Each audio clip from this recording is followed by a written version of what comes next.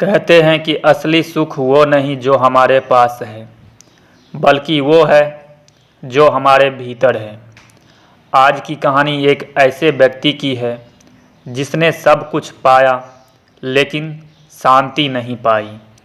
यह कहानी है राजेश की, एक व्यापारी की और उसके जीवन में आए एक साधु की, जिसने उसे सिखाया मन को शांत कैसे रखें। राजेश एक अमीर व्यापारी था। उसके पास थी बड़ी दुकानें, नौकर, नाम और शोहरत, लेकिन भीतर एक तूफान था।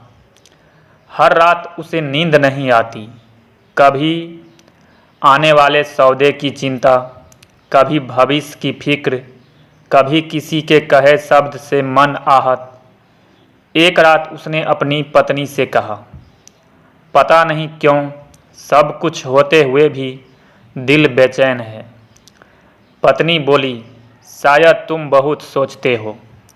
राजेश चुप रहा, पर उसके मन के भीतर हलचल बढ़ती जा रही थी। एक दिन राजेश व्यापार के सिलसिले में गांव गया।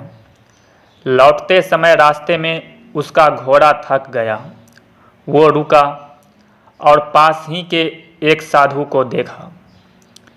साधु एक पेड़ के नीचे बैठे थे, आंखें बंद, चेहरा चमकता हुआ, जैसे भीतर कोई सूरज जल रहा हो।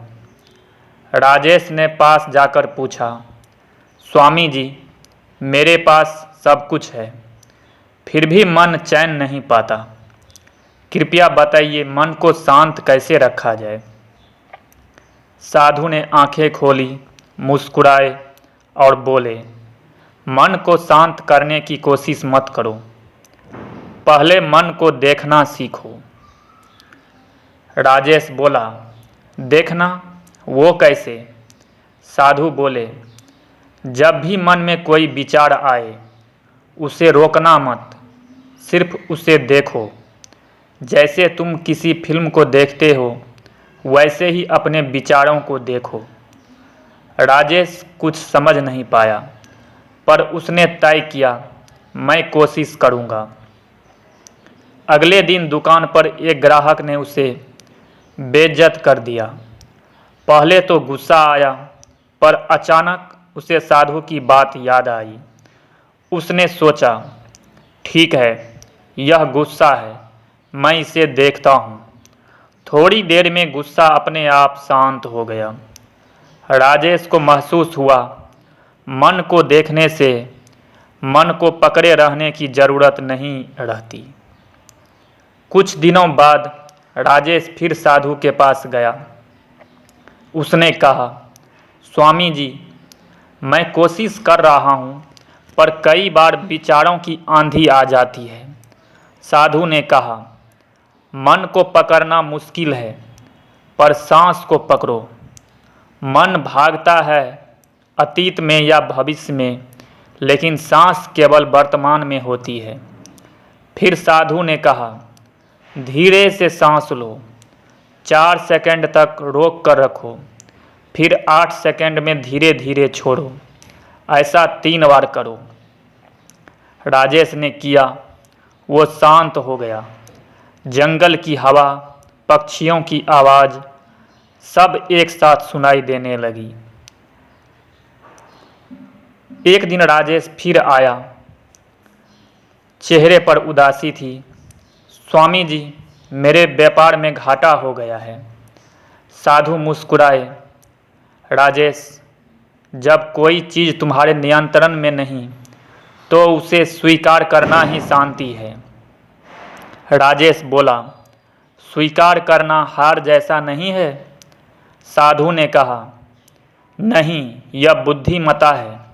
जिसे तुम बदल सकते हो उसे बदलो, जिसे नहीं उसे छोड़ दो। राजेश ने सिर झुका लिया। वो दिन था जब उसने स्वीकार का अर्थ समझा। साधु बोले, प्रकृति सबसे बड़ी गुरु है राजेश। पेड़, हवा, नदी ये कुछ नहीं कहते, पर सब सिखा देते हैं कि कैसे बहना है। राजेश ने अपने घर में एक बगीचा बनाया। रोज़ सुबह टहलना शुरू किया। धीरे धीरे उसके भीतर का तूफान थमने लगा।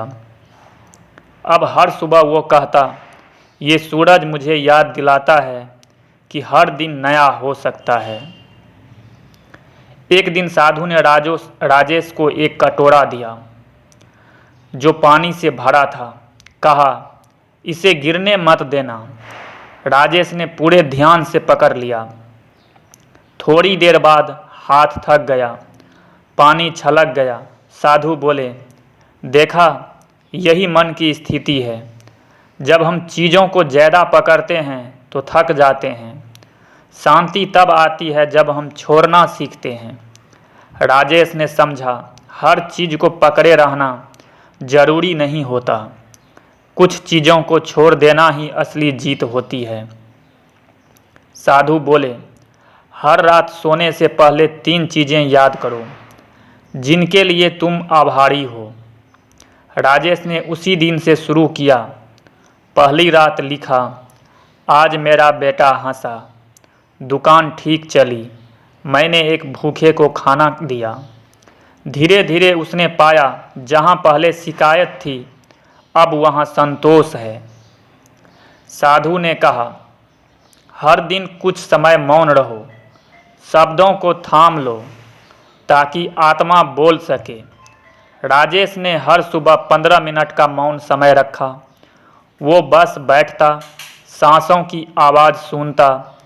धीरे धीरे भीतर एक नई लय उभरने लगी। एक शांत धड़कन जो कहती थी, सब ठीक है। कई महीनों बाद राजेश फिर साधु के पास गया। इस बार उसके चेहरे पर मुस्कान थी, आंखों में संतुलन था।